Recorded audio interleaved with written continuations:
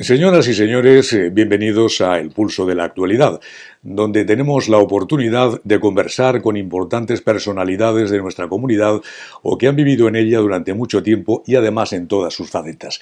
Esta noche vamos a compartir nuestro tiempo con el peluquero Luis Romero, profesión por la que todo el mundo le conoce. Pero ojo que también destacaremos otras facetas como la de empresario, cantante lírico, escultor y algunas otras facetas de su vida que desconocemos y que seguramente descubriremos. El Pulso de la Actualidad es un espacio de entrevistas sin presiones ni censura.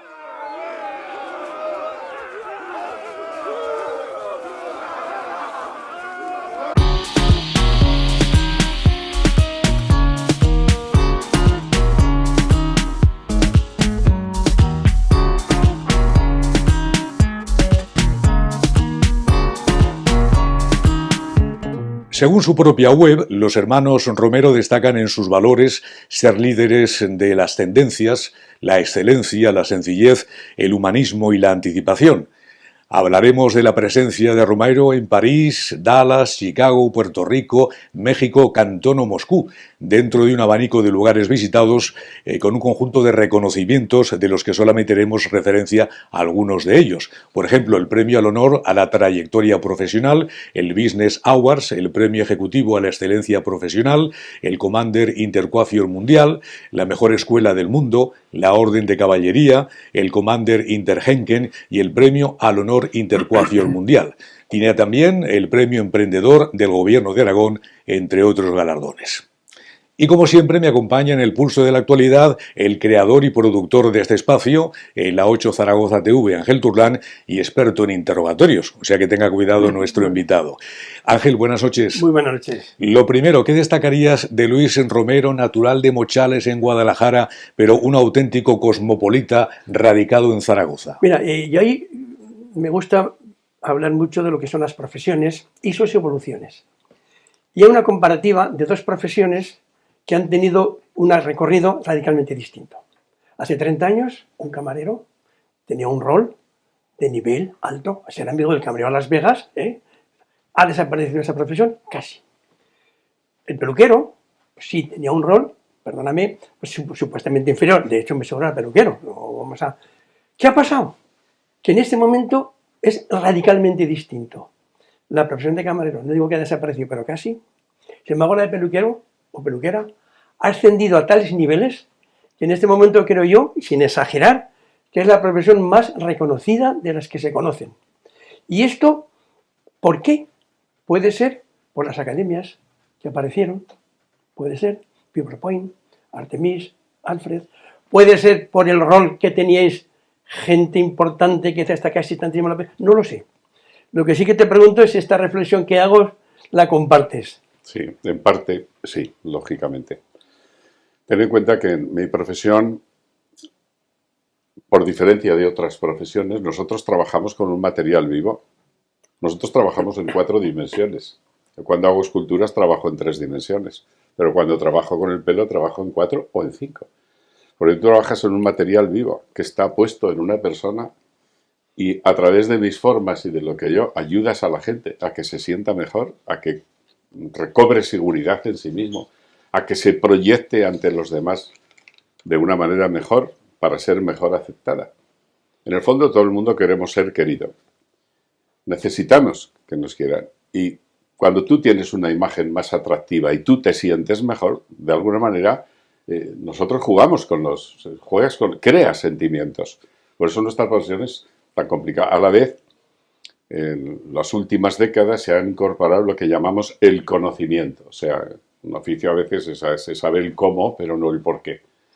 En nuestra profesión ahora, pues ten en cuenta que se estudia mucho de tricología, estudias mucho de la física del comportamiento del cabello, pero también tenemos que desarrollar materias químicas, trabajamos con materiales químicos porque transformamos el color, transformamos la forma y a través del color y la forma pues hacemos, pues yo te diría que hacer por las personas algo que no que no tiene precio, porque es ponerlos en comunicación con más éxito ante los demás. Sin lugar a dudas. Bueno, Perdón, permíteme saludarle por lo menos. Decirle buenas Perdona, noches. Paco, como siempre. Dile buenas noches, bienvenido al Pulso de la Actualidad. Muchas gracias. Y que evidentemente ya estamos enfocando la entrevista. Lo bueno que tienen las entrevistas es que se pueden enfocar, aunque se tenga un cuestionario previo, por diferentes asuntos y aspectos que son interesantes para los oyentes. Y ahora cedo la palabra de Simplemente nuevo lo que quería a Luis. matizar es si esa formación que dais integral a los futuros peluqueros, qué calidad, Pues, qué capacidades, todo esto que nos estás diciendo, claro, todo lo esto, imbuís en los nuevos pensar alumnos. que formar un estilista a nosotros nos cuesta 6 años. Es una carrera de alto nivel.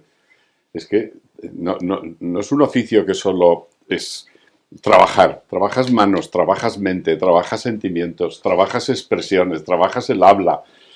Es decir, nosotros estudiamos mucho los 4 canales de comunicación. Es decir, nosotros nos comunicamos a través de la mirada, a través del habla, la voz, del gesto y de la vestimenta y el peinado. Todo esto crea un conjunto que se llama euritmia y que es lo que nos pone en contacto con los demás. Si aprendemos a dominar todas esas cosas, inconscientemente estamos ayudando mucho a la gente, no solo la estamos peinando. Antiguamente sí, cuando yo empezaba era peinar.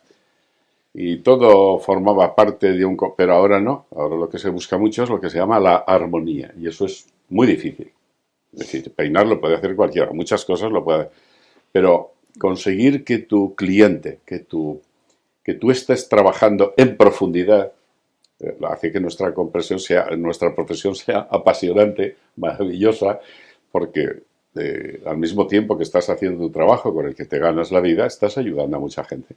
Como decía al principio, en unos minutos hablaremos de sus otras proyecciones, no ya tanto profesionales, sino más bien humanas, ¿no? Como ser barítono, la voz que tiene evidentemente es de un barítono, de un bajo, que además está disfrutando muchísimo a lo largo de los últimos años, también por crear escultóricamente, lo ha apuntado anteriormente, obras que además no quiere vender y que se quiere quedar usted mismo, porque son prácticamente como el producto suyo, ¿no? Y algo que casi le pondría nombre, y sobre todo esa forma de viajar impenitente, recorriendo países incluso, no sé si a pie, pero evidentemente muchos países, muchas ciudades, que esto es realmente importante también, sobre todo para conocer a las personas, y supongo que además usted tiene una visión que enseguida está captando la persona como es y qué se puede obtener de esa persona para el estilismo.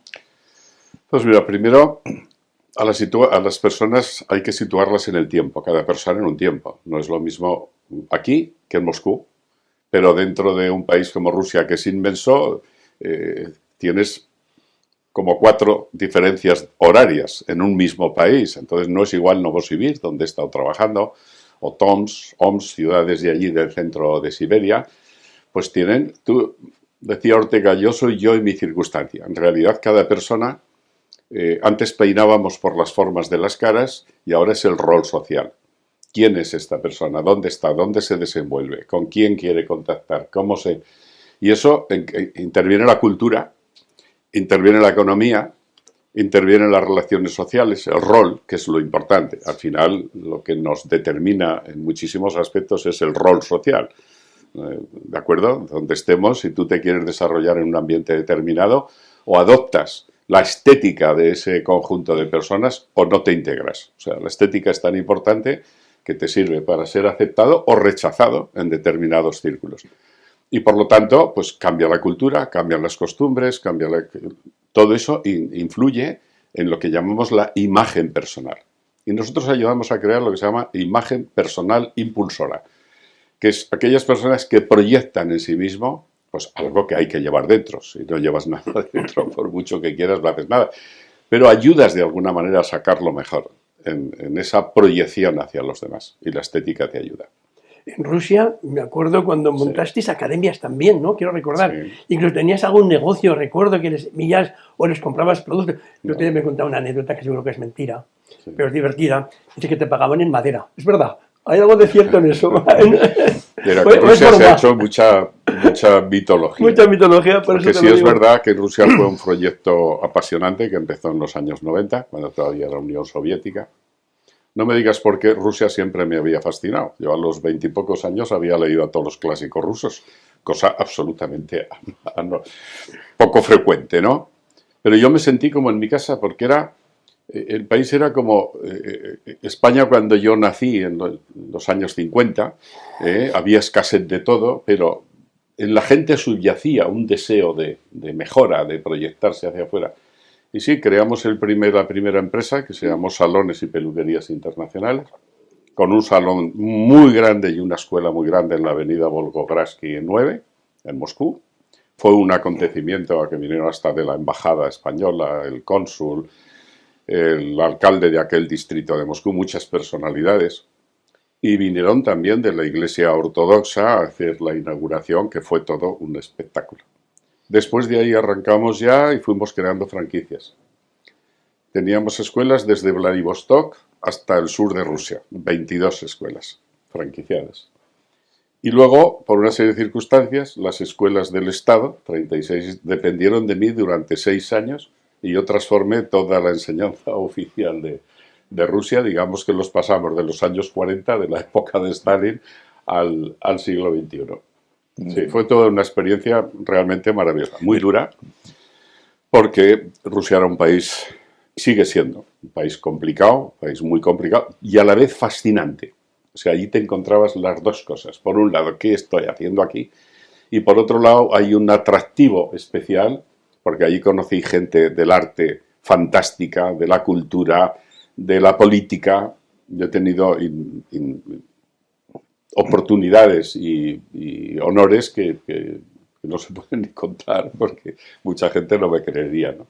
Pero fueron años realmente muy interesantes. Pero en los tiempos de Gorbachov, Boris Yeltsin... Yo empecé cuando empezó Gorbachov, luego vivimos todas las revueltas. De hecho, un monitor nuestro estaba en el Hotel Ucraina, que es uno de esos edificios que les llaman de las 7 colinas de Lenin, y enfrente está lo que llamamos la Casa Blanca rusa, y él veía desde los balcones cómo los cañones de Yeltsin estaban bombardeando la Casa Blanca cuando Ziugánov y sus muchachos querían continuar con la misma política anterior. Y él lo estaba viendo allí, estuvo viendo y que toda aquella incluso revuelta. Boris Yeltsin al propio Gorbachov, lo secuestró y todo esto. Sí. Pues todo aquello lo estuvimos viviendo en primera línea. Putin estaba por ahí empezando todavía no. a especular como responsable de la CIA, de la KGB, sí. Pero ya estaba preparándose el futuro como presidente. Pero bueno, eso ya es otra historia. Sí.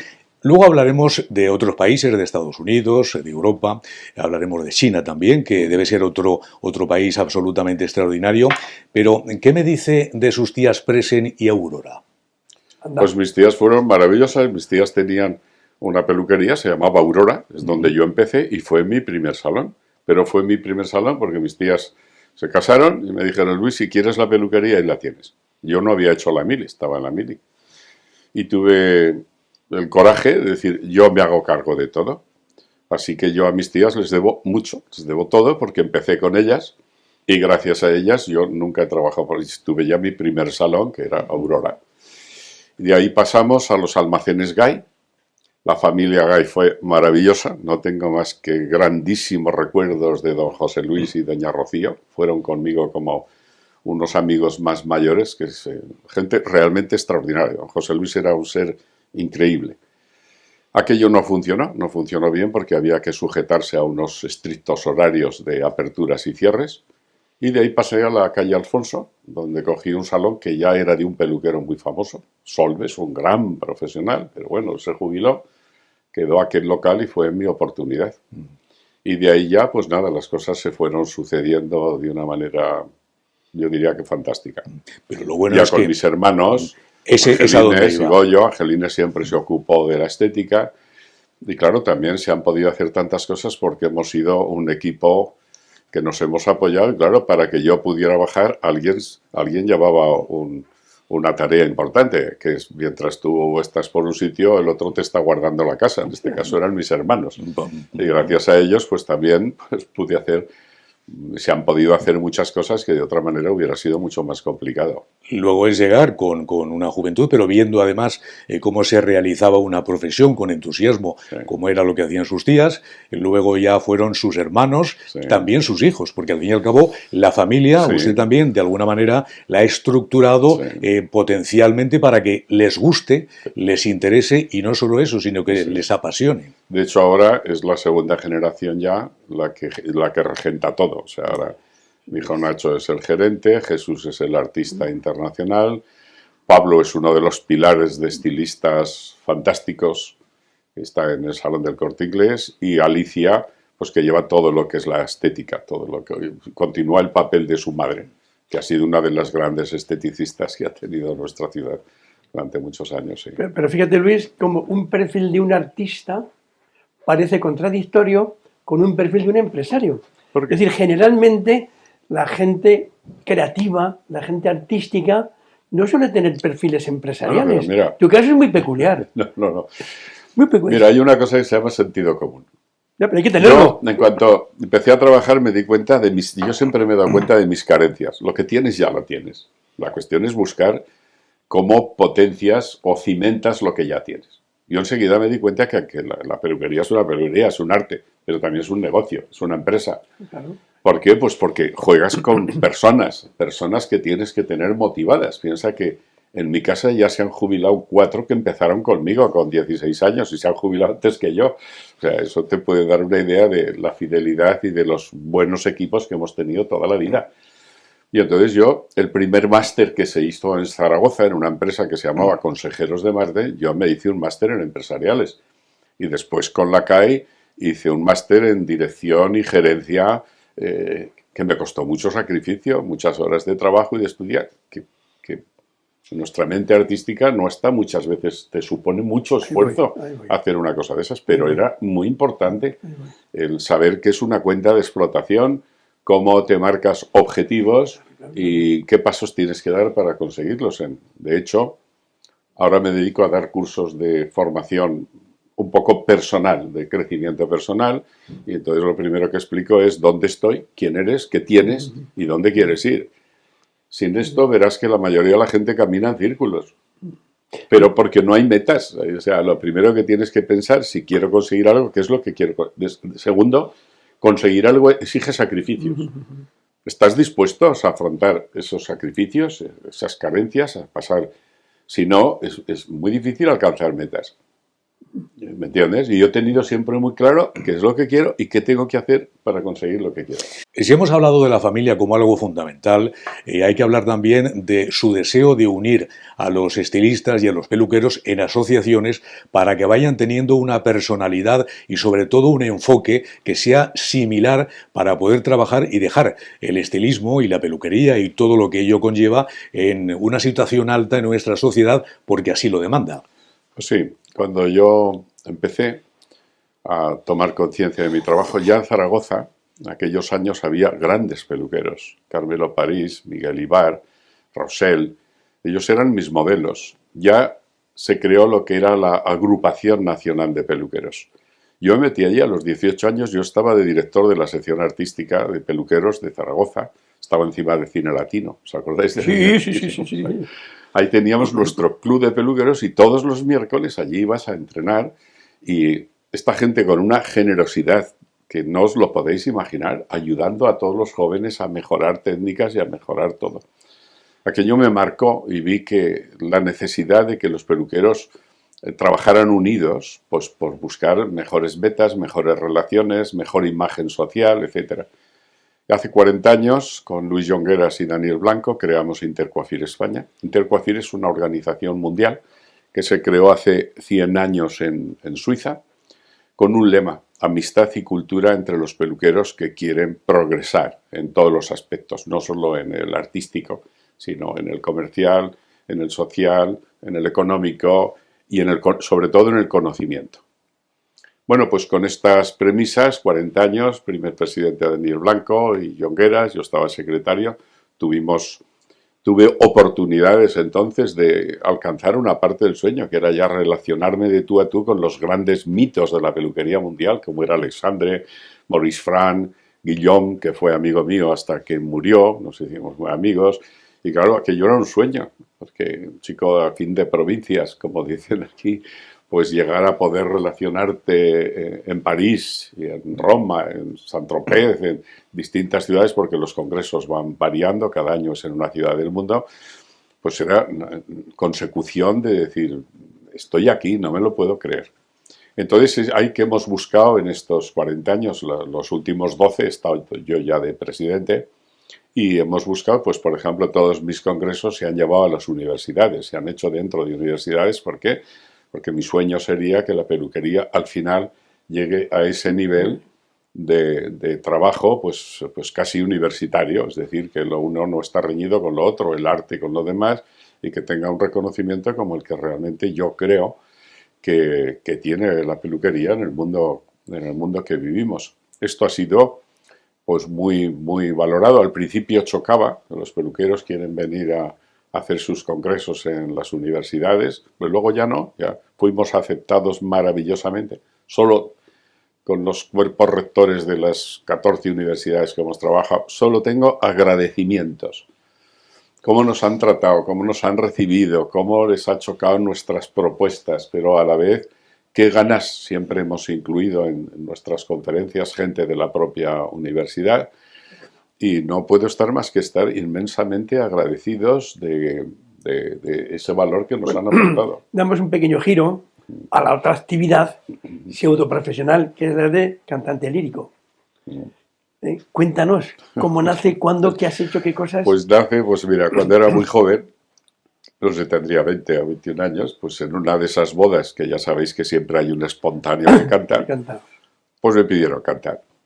Y yo recuerdo que canté Doña Francisquita de oído, naturalmente, pero yo no tenía ni idea de música. Me escuchó una señora que se acercó a mí y me dijo, oiga, usted tiene un timbre de voz muy curioso y tal, y me propuso hacerme una prueba de mi registro de voz. Era Matilde Vizcarri, una mezzosoprano y catedrática de música en el Instituto Goya, maravillosa. Es que mi vida está llena de agradecimientos por todos lados. Bueno, pues se quedó asombrada porque yo tenía, si los registros son 8 o 9 notas, pues yo daba 12 en mi registro de barítono. Hubo un momento que podía haber sido tenor, pero a mí no me gustaba. Y bueno, estudié con ella, pues desde los 21 hasta los 35 años estuve estudiando. Me especialicé en Lied, en la canción alemana, porque era lo más apropiado con el piano. Y luego lo dejé. Ya mi vida, bueno, a los 26 años ella me propuso seguir la carrera lírica, abandonar todo y dedicarme a la lírica. Pero es que las cosas me iban muy bien. Yo era una persona con un cierto éxito, mi familia tiraba mucho, mis hermanos que siempre han estado ahí conmigo, y que mi novia estaba muy enamorado, y era dejarlo todo para irte a Alemania a una cosa incierta. Pero si hay un mundo difícil, enrevesadamente difícil, es el de la lírica. La gente debería conocer más a fondo en los distintos registros de voces, pero llegar a un primer plano es complicadísimo, dificilísimo. Y bueno, pues lo sopesé y decidí que no, que seguir mi camino. Y pues 15 o 20 años después, en una boda, en Bojaraloz, la boda de la hija de un amigo mío que hizo la mili conmigo. Otra mujer también importante. Sí. Estrella Cuello, efectivamente. Coincidimos en esa misa cantando los dos, y me dijo, ¿pero tú qué haces aquí? Y bueno, con Estrella empezamos a hacer ya conciertos en las ermitas románicas del Pirineo, así varios años, y ya me fui metiendo en el mundo de la música. Igual, solo tengo agradecimientos. El primero que me ayudó mucho fue Sánchez Jericó, Santiago, Beatriz Jimeno, Miguel Ángel Tapia. Bueno, es que no tengo palabras. Miguel Ángel Tapia, que sigue activo. Sí, y que no se nos vaya, que nos dure mucho, que será muy difícil. El reemplazo va a seguir, ya te contaré. El reemplazo de Miguel Ángel es muy complicado porque es un hombre extraordinariamente competente. Ya es de nuestro tiempo, Sí, lo sé, somos de la misma edad, más o menos. Sí. Y no puedo estar más que agradecimiento, porque me han acogido. Yo siempre he ido de segundo, yo siempre he ido de aficionado, que es lo que soy. No, a veces me dicen, no, porque tú digo, no, yo soy un aficionado, yo no soy un profesional. Y además por eso todo lo que he procurado, que todo sea de carácter benéfico. O sea, yo jamás me he beneficiado a nivel personal de nada, sino al revés, creo que eso es un don para mí y un regalo, y por lo tanto, pues todo lo mucho o lo poco que he hecho ha sido siempre y sigue siendo de carácter benéfico. ¿Y qué se siente cuando uno está con un cliente, de alguna forma favoreciendo su imagen, y después con ese miedo escénico que todos tenemos en un momento determinado, hasta que comprendemos que lo mejor es ese sentimiento del público, cantar? Bueno, y cantar sin ser profesional, pero gustándote muchísimo. Para mí no era nuevo, porque ten en cuenta que yo he pisado escenarios desde los 18 años, que estaba haciendo galas, empecé con Enrique Colomer y he estado subido en los escenarios con lo mío, con la peluquería. Concretamente recuerdo una de las últimas cosas en Nueva York. Yo hacía una gala en el Jacob Davis Center y en el Met estaba Plácido Domingo cantando Otelo. Y yo cuando hacía la último trabajo, que era una novia, me decía, bueno, me gustaría estar en el Met. Pero tampoco es tan mal para un chico de Bochales estar en el Jacob Davis Center aquí para unos cuantos miles de profesionales de toda América que estás allí, ¿no? O sea, siempre buscas... Pero no era nuevo, el escenario nunca me ha provocado grandes inquietudes, primero porque voy a hacer algo que sé hacer. Por lo tanto, voy a cantar algo que sé y que lo tengo muy grabado en la mente. Y tercero, pues, si no sale muy bien como tú quieres, tampoco pasa nada. La gente se da cuenta y sabe el valor que tienes. A mí me decía una vez Jonqueras, me decía, no, tú piensas que lo importante es estar aquí arriba. Después ya si encima ya lo haces bien, ya para qué quieres y luego además discos, no debe ser maravilloso el tranquilamente ponerte en el tocadiscos un disco tuyo y escucharte. No, nunca lo hago. Pero hombre, no eso me no puede gustó. ser. No. Bueno, Yo me escucho y no me gustó. Sí. bueno, Te meto Digo, que a mí pero me pasa lo mismo, sí, o sea, sí. yo me escucho y no me gustó. Sí. Pues no, pues me pasa eso. Yo nunca escucho mis grabaciones y tal, y tengo 50 y tantos. De hecho, hicimos una grabación que nos ayudó el Ayuntamiento de Zaragoza, que se recaudó mucho dinero para CEDES, en un disco con 20 y tantas canciones, y yo creo que ha sido de lo más vendido que ha habido. Todo lo que se ha recaudado ha ido a una fundación, pero no me crea inquietudes. Tampoco, porque quizá como tampoco tengo una meta en eso de más que de disfrutar ese momento, y si con eso encima puedes hacer algo para otros, pues fantástico. fíjate el tema de su actividad que tiene a las ONGs. Hay un tema, me parece que conoces, Sí. de unos cuadros, ¿sabes qué es más o menos, Paco, tú lo sabes? Bueno, pues está patrocinando unos cuadros también para que se puedan vender y para que vayan a un determinado... La idea es que acabamos de adquirir con mi familia una colección de pinturas del 18 y queremos hacer en CEDES una primera sala de exposiciones y donarlos, naturalmente. Si al final, mira una cosa, todo se va a quedar aquí. Todo lo que puedes hacer por los demás. Mira, cuanto más haces por los demás, más beneficios recibes. Pues no solo hay beneficios materiales, hay muchos tipos de beneficios. Y cuando ves como ayer que estuvimos con la consejera de Bienestar Social visitando a los niños, los talleres, las caras de felicidad, ¿cómo pagas eso? ¿Cómo lo valoras? Eso es impagable. Es impagable, pues sin bueno, lugar a pues dudas. si cada uno pensáramos un poco en los demás y que cualquier cosa tuya está ayudando, pues yo creo que las cosas nos irían un poco mejor a todos. Y luego también esa introspección para fabricar ese tipo de personalidad a través de una escultura. Porque la escultura también es algo que Bueno, usted ha trabajado mucho y que le gusta, ¿no? la escultura es un mundo aparte. La escultura es transformar una materia inerte en algo que va cobrando vida. Y me ocurre una cosa muy extraña, no sé si los que me estén escuchando se han tocado escultura, pero cuando entras en la piedra desaparece el tiempo y el espacio. No sé lo que pasa, pero entras en otra dimensión. Te pegas un martillazo a lo mejor o te das un golpe y no lo sientes. Y entras y vas viendo cómo aquella materia se va. Es mucho más difícil la peluquería, porque si a mí, como en la última vez que he estado haciendo escultura, se te rompe una piedra, te llevas un disgusto, pero coges otra. En la peluquería no hay marcha atrás. Tú te equivocas y te equivocas. Pero sí, entras, es una experiencia más. Y no cuesta trabajo porque como el concepto de forma, dimensión, expresión, solo cambia la materia, pero al final cambia poco. Y el sentimiento también es una experiencia realmente interesante. Yo diría que todo el mundo adentro llevamos un escultor. Lo que pasa es que la gente del hombre, digo, ¿pero lo has intentado? Sobre todo Paco, que es nieto de escultor, Pues, de Pablo Remacha. Pero es Pablo Remacha es era su ponerse. abuelo, Después, la gente realmente aunque era de forja, ¿no? podríamos hacer muchas. Nos ponemos limitaciones nosotros, pero realmente es cambiar a veces unas cosas por otras. Nos hemos dado cuenta en la sociedad actual la importancia que tiene, y vuelvo al comienzo, la imagen que nosotros podemos ofrecer, la necesidad de aportar confianza, empatía y sobre todo una apariencia agradable en un primer momento para poder establecer una comunicación y un contacto. Y lo que era hace 50 o 60 años simplemente quitarse pelo, ahora se ha convertido en una especialidad no solamente para los profesionales, sino en una necesidad para las personas. Sí, efectivamente, pero no hay que confundir, o sea, la imagen debe ser un reflejo que proyecta lo que llevas dentro. Si no, se convierte en disfraz. Correcto. ¿De acuerdo? Bueno.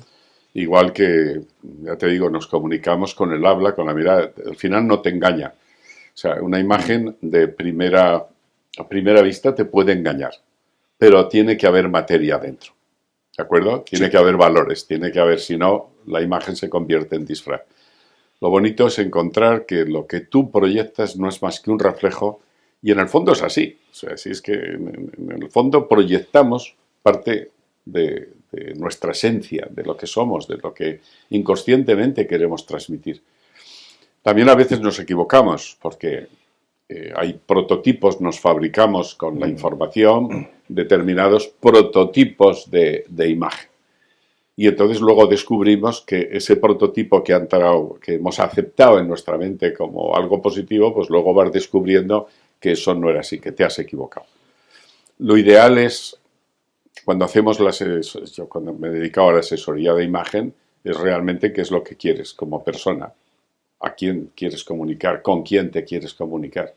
Y entonces, según en ese rol social donde tú te desarrollas, pues el llevar la imagen adecuada te da ventajas. Lo que es un coach. No te soluciona todo, pero te da ventajas. Trabajando también como coach, ¿no? Sí, claro. Sí, en el fondo es lo que somos. En el fondo es la asesoría de imagen, es poder aconsejar a otras personas de qué manera pues, van a tener más éxito. Había un señor que influyó mucho en mi vida, José Colomer, el que fundó la Casa de Enrique Colomer, que tenía un eslogan que era: cuida tu aspecto personal y tendrás doble éxito. Aquello se me quedó grabado desde muy joven.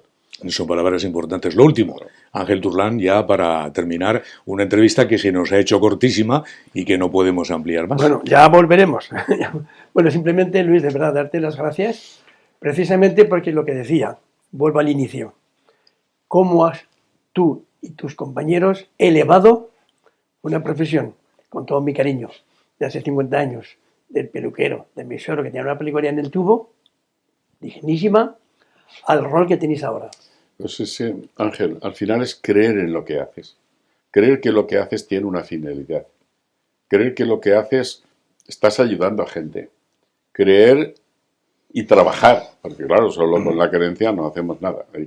Hay que ponerse a trabajar. Ya lo decía Einstein, decía, la fórmula del éxito es trabajo por constancia y cállate a tiempo, escucha.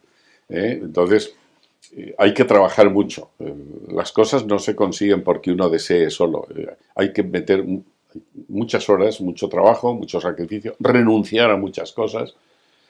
Si no eres capaz de renunciar a todo aquello que te perturba para alcanzar un objetivo, pues es muy difícil lograrlo, incluso tener objetivos.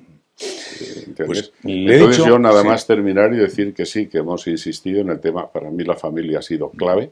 Mis hermanos, mi esposa, que ha sido la gran sufridora, porque el apoyo constante que ella me ha dedicado, pues no tiene precio. Y un equipo de colaboradores para los cuales desde aquí les transmito de toda la historia, que han sido cientos, pues que sin ese equipo de gente y esa complicidad que creen en ti y que tal, pues tampoco es posible. O sea que uno solo somos bien poca cosa. Cerramos con algo que le he comentado al principio, que le iba a hacer una pregunta muy difícil. Yo que soy una persona muy seria que soy estoico prácticamente, porque estoy abrazando esa forma de ver la vida, creo que el humor es importantísimo. Y le voy a hacer una pregunta referida a uno de nuestros compañeros. La pregunta es, ¿qué podemos hacer con la imagen de Ángel Turra? Verdaderamente es una pregunta difícil. Sin lugar a dudas, yo creo que no tiene contestación. Don Luis Romero, muchísimas gracias por estar con nosotros en el Pulso de la Actualidad de la 8 Zaragoza TV. Que siga con tantos éxitos, con tanto trabajo y sobre todo compartiendo su conocimiento y creando nuevas cosas que yo estoy seguro que las creará en un futuro inmediato. Muchísimas gracias a ustedes. Volveremos la próxima semana en el Pulso de la Actualidad. Muy buenas noches.